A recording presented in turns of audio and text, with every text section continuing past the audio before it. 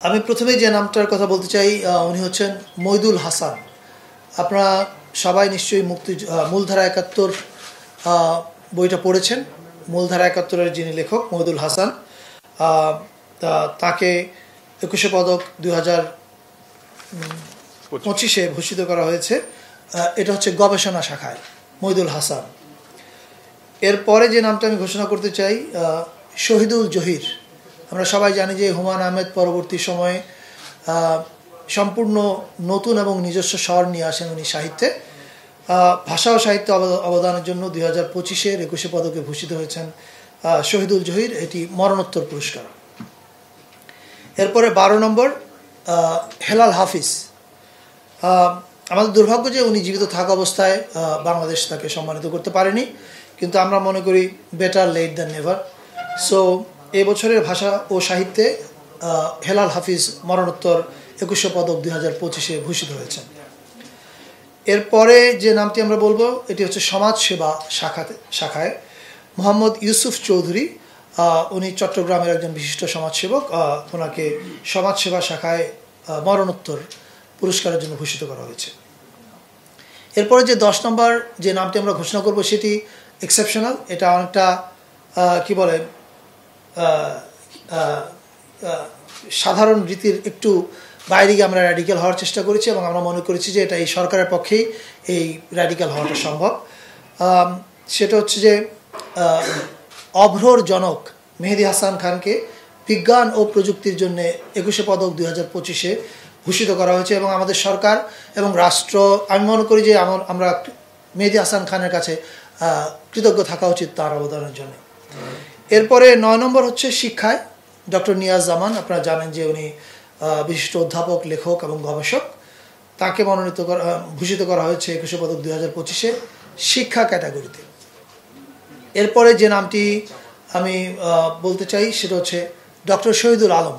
আমরা সবাই জানি যে দৃকের প্রতিষ্ঠাতা, ফটোগ্রাফার এবং ফটোগ্রাফি শিক্ষায় তার অসাধারণ অবদান আছে। শহীদুল আলম ভাইকে ২১শে পদক ২০২৫-এ ভূষিত করা হয়েছে সংস্কৃতি ও শিক্ষা এই ক্যাটাগরিতে। এরপরে যে ক্যাটাগরি সেটা হচ্ছে সাংবাদিকতা ও মানবাধিকার। এই ক্যাটাগরিতে ২১শে পদক ২০২৫-এ জন্য ভূষিত করা হয়েছে মাহমুদুর রহমান, আমার দেশ পত্রিকার সম্পাদক মাহমুদুর রহমান সাহেবকে। এরপরে আছে সাংবাদিকতায় আরেকজন, এটা একটা মরণোত্তর পুরস্কার, মাহফুজুল্লাহ। উনি আপনারা জানেন যে মিডিয়া জগতের খুবই একজন ইম্পর্টেন্ট পার্সোনালিটি। তাকে ২০২৫-এর ২১শে পদকে ভূষিত করা হয়েছে। এরপরে যে নামটি আমি বলতে চাই শিল্পকলা, চিত্রকলা থেকে তিনি হচ্ছেন রোকেয়া সুলতানা। উনি জানেন আপনাদের দেশের ছাপচিত্রে উনি অনন্য এবং ওনার এই ভূমিকার জন্যে রোকেয়া সুলতানাকে শিল্পকলা, চিত্রকলা ক্যাটাগরিতে ২১শে পদক ২০২৫-এ ভূষিত করা হয়েছে। এরপরে যে নামটি সেটাও শিল্পকলার আলোকচিত্র ক্যাটাগরিতে নাসির আলী মামুন। আপনারা সবাই জানেন যে পোর্ট্রেট ফটোগ্রাফিতে উনি অদ্বিতীয় এবং অনন্য। নাসির আলী মামুন ভাইকে ২১শে পদক ২০২৫-এ ভূষিত করা হয়েছে। এরপরে যে নামটি বলবো সেটা হচ্ছে সঙ্গীত, শিল্পকলা সঙ্গীত।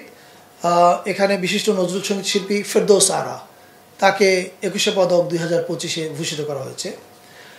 এরপরে যে নামটি এটাও শিল্পকলা সঙ্গীত, উনি একজন বিশিষ্ট সঙ্গীত শিল্পী এবং উস্তাদ নীরদ বরণ বড়ুয়া।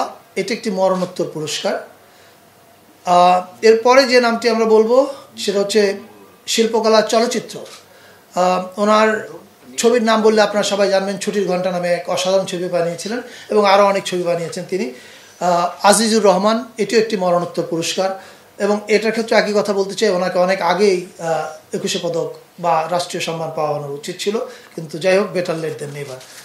এরপর আমরা যেই নামটা বলতে চাই, এটাও যেটা বললাম যে আমরা এবার একটু র্যাডিক্যাল হওয়ার চেষ্টা করেছি। এটা একটা দলকে এই পুরস্কারটা দেওয়া হচ্ছে। সেটা হচ্ছে বাংলাদেশ জাতীয় নারী ফুটবল দল। তাদের ক্ষেত্র হচ্ছে ক্রীড়া, কিন্তু এটা আমরা শুধু স্পোর্টিং ফেনোমেনার কারণে তাদেরকে দিচ্ছি না, এটা পরিষ্কার করে বলা ভালো। আমরা মনে করি যে বাংলাদেশ জাতীয় নারী ফুটবল দল স্পোর্টিং অ্যাচিভমেন্ট যেমন তাদের অসাধারণ, এটা একই সঙ্গে একটা ভেরি ইম্পর্টেন্ট কালচারাল ফেনোমেনা বাংলাদেশের। সো সর্বশেষ যে নামটি সেটা হচ্ছে বাংলাদেশ জাতীয় নারী ফুটবল দল।